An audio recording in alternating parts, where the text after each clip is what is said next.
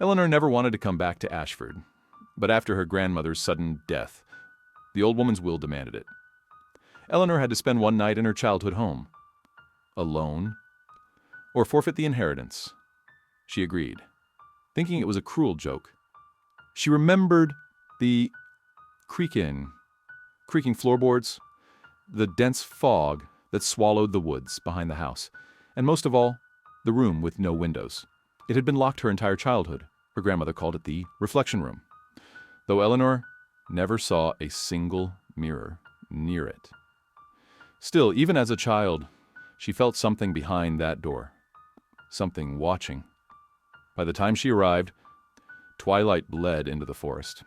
The house looked just as she remembered, except for one thing. The door to the reflection room was open.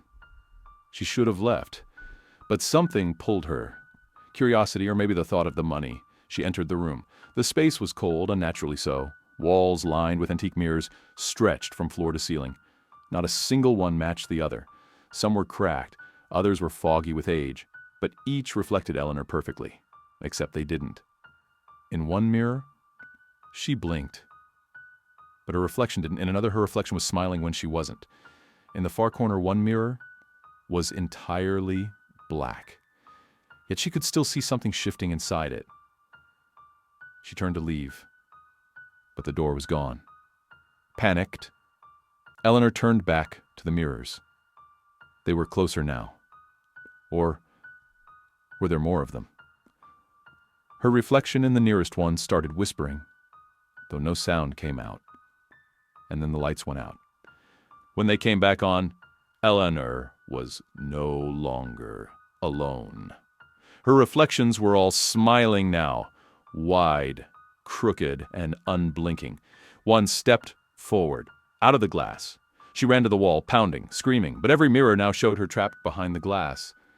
She had become the reflection. In the center of the room, her body stood still. Then it smiled. Her smile, but wrong, and walked out, free. The next morning, the lawyer found the house empty. But in the reflection room, a new mirror stood, larger than the others. And inside it, Eleanor watched, mouth frozen in a silent scream, as the door slowly creaked open for the next visitor.